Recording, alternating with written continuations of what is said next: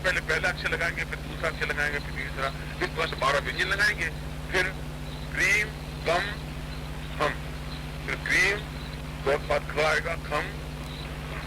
ठीक इसी प्रकार से अ से लगा के ह तक ध्वनियों को इन्हीं बीज मंत्रों में आबद्ध कर देने की क्रिया को प्राण प्रतिष्ठा। अगर यह मंत्र को मैंने प्रयोग करके देखा है, यह मंत्र वास्तव में बिना इस मंत्र के, बिना प्राण प्रतिष्ठा के, इस मंत्र के माध्यम से पहले स्वयं प्राण प्रतिष्ठा करें। और स्वयं प्राण प्रतिष्ठा का मतलब है आप विनियोग करके, चेतना मंत्र करके, उसके बाद में हृदय पर या शिखा पर अपना हाथ रख करके इस पूरे मंत्र को 3 बार उल्लिखित करें, जो मैंने बताया। 3 बार कागज को लिख देंगे, कागज पर तो सीधा रीडिंग होगा, फिर आपको याद करने की जरूरत है, क बोलना है, ख बोलना है, तो पूरे वर्णों को बांधना है उस क्रीम और हम बीज में। यह प्राण प्रतिष्ठा प्रयोग करता है। विनियोग मैंने आपको पहले दिखवा दिया है। और किसी भी प्रकार के संसार में आप किसी भी विद्वान के सामने खड़े हो सकते हैं, इस प्रकार से प्राण प्रतिष्ठा करवाते हैं तो कहीं कोई त्रुटिपूर्ण नहीं है और उसके लिए बिल्कुल सभी होगा अपने आप में। प्राण प्रतिष्ठा मंत्र तो स्वयं पर, आपके सामने चित्र है उस पर, यंत्र है उस पर, तीनों पर प्राण प्रतिष्ठा प्रयोग करता है। इसमें नित्य प्रयोग करने की जरूरत नहीं है। यदि किसी कर रहे हैं तो एक बार प्राण प्रतिष्ठा करने पर, जैसे नवरात्रि में आप पहले दिन कर दिया तो 9 दिन तक करने की जरूरत नहीं है। मगर यदि 20 दिन तक फिर उसी यंत्र से करना चाहें तो फिर 5 दिन इस बात को ध्यान।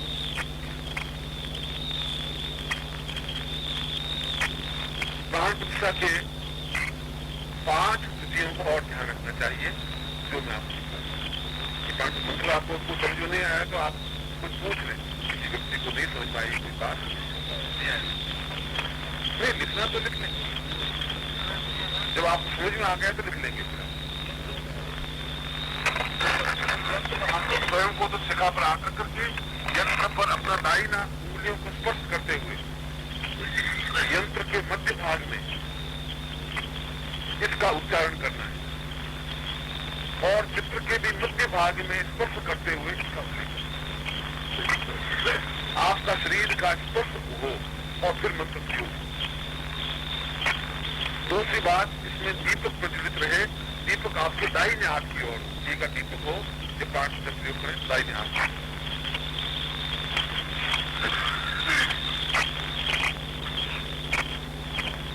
तीसरा, प्राण प्रतिष्ठा प्रयोग के 2 भेद में सामान्य, विशेष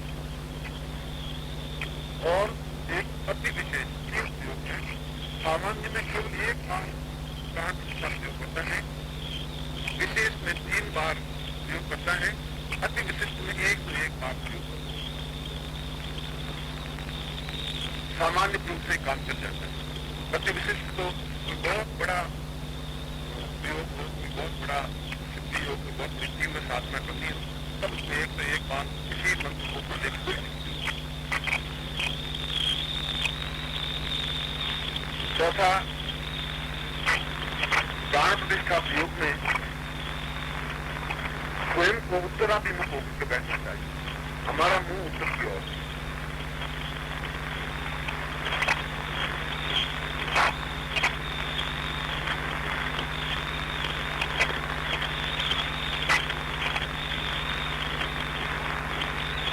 और 5वां,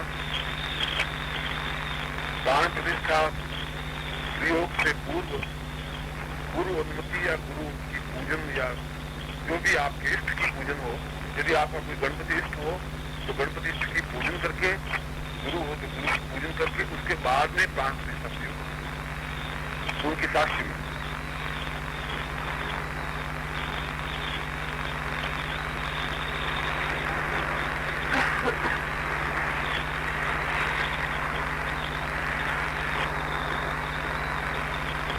शाम को मैं इसके मूल मंत्र जो बहुत आवश्यक है, उस मूल मंत्र के अन्वय को आपको विशेष रूप से समझाऊंगा कि दक्षिण काल की मंत्र को आपकी 51 मालाएं नहीं, 51 मालाओं का बराबर पाठ होते रहने चाहिए। आज कंप्लीट विज्ञान मानों के हिसाब से पाठ हो जाना चाहिए रात को होगा, तो कल से हम विशेष प्रयोग शुरू करेंगे।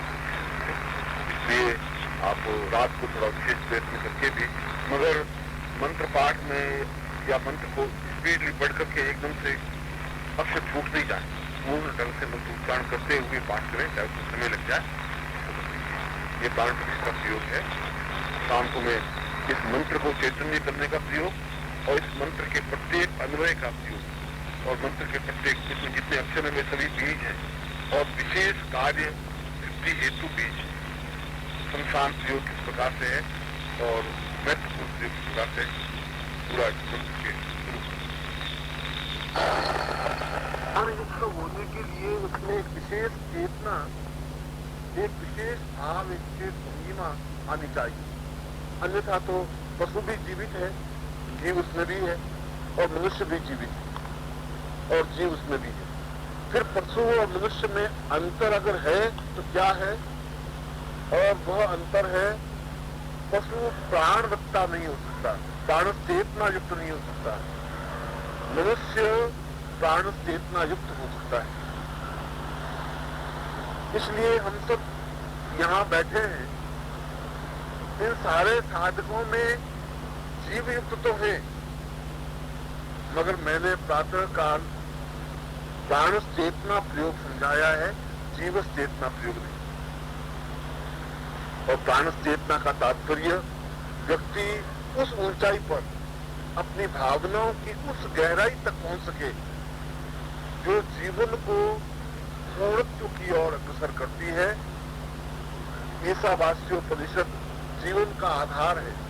हमारे जीवन का, सारे जीवन की वृद्धि यदि भारतीय दर्शन का मूल आधार कहा जाए तो पूरे भारतीय दर्शन का एक मूल आधार है, उसको एक सूत्र में ऋषि ने ग्रथित किया है, पूर्णस्य पूर्णमादाय पूर्णमेवावशिष्यते।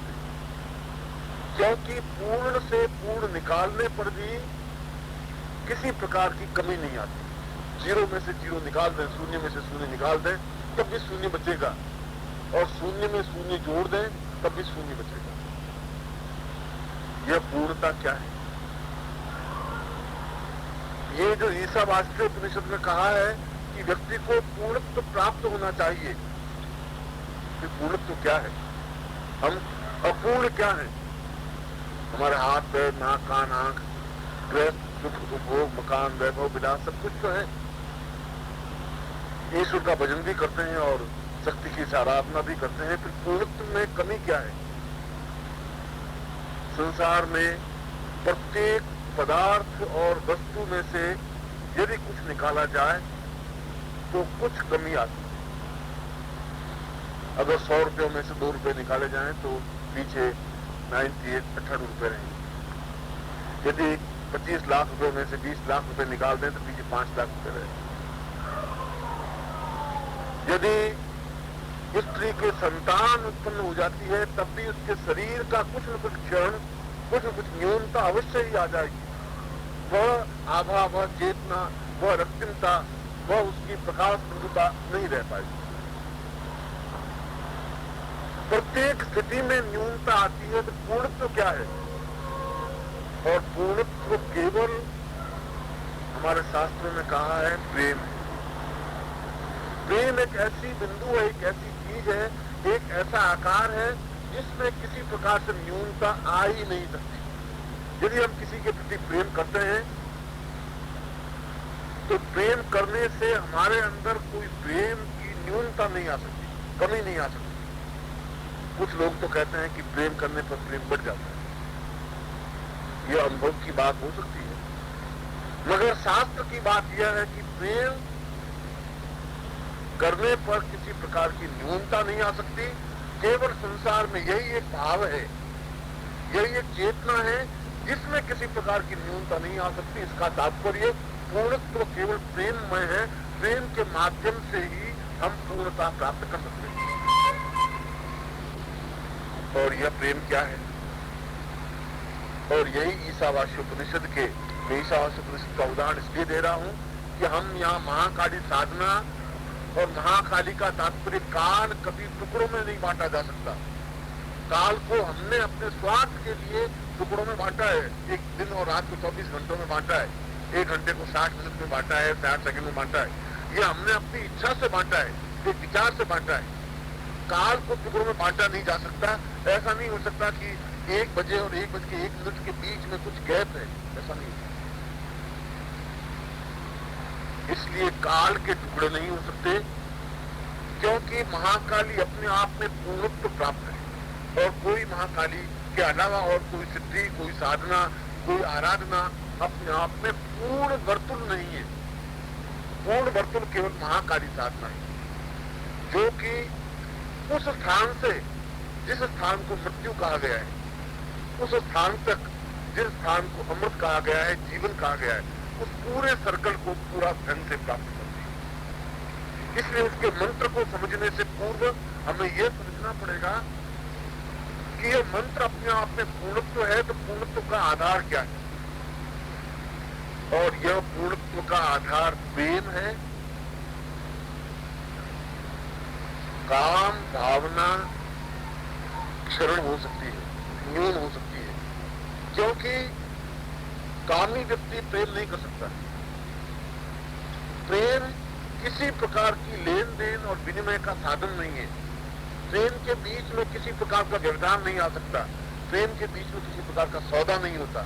वह तो केवल समर्पण होता है, अपने आप को लुटा देने की भावना होती है, अपना सब कुछ विसर्जन करने की क्रिया होती है। और जो अपना सब कुछ विसर्जन करने की भावना रख सकता है वह प्रेम कर सकता है, अन्यथा वासना कर सकता है, अन्यथा किसी प्रकार का विषय भोग ले सकता है, अन्यथा छल कर सकता है। प्रेम इतनी मामूली बात नहीं, क्योंकि प्रेम में नित्य नवीनता आवश्यक है। और यह बहुत शाश्वत बात है कि केवल नवीनता संसार के समस्त भावनाओं, समस्त पदार्थों, वह चाहे काल हो, वह चाहे पशु हो, पक्षी हो, मनुष्य हो, कीट पतंग हो, चाहे शरीर हो, चाहे प्राणिष्ठर हो और चाहे कोई दूसरी भावना हो, सारी भावनाओं में कुछ न कुछ न्यूनता कमी आएगी समय के थपेड़ों की वजह से। प्रेम में न्यूनता नहीं आ सकती, प्रेम में नवीनता बनी रहती है। इसलिए 20 साल तक प्रेमिका बिल्कुल उतनी ही अच्छी लगती है जितनी 20 साल पहले लगी, क्योंकि उसका आधार प्रेम है। और जो ही उस प्रेमिका से शादी कर ली, उसके दूसरे दिन उसके प्रति आकर्षण समाप्त हो जाएगा। पत्नी के प्रति आकर्षण रहेगा नहीं, भावना रहेगी, उसके प्रति समर्पण भावना हो सकती है, अधिकार भावना हो सकती है, उसको अपना सब कुछ देने की भावना हो सकती है, घर की चाबियां दे सकते हैं। मगर प्रेम भावना, जिसको शुद्ध सात्विक प्रेम कहा गया है, वो प्रेम भावना में नहीं होता। जिस चेहरे को हम बार बार देखने की इच्छा होती है, शादी करने के बाद उसके प्रति आकर्षण स्वाभाविक तो न्यूनता आ जाती है। क्यों आ जाती है?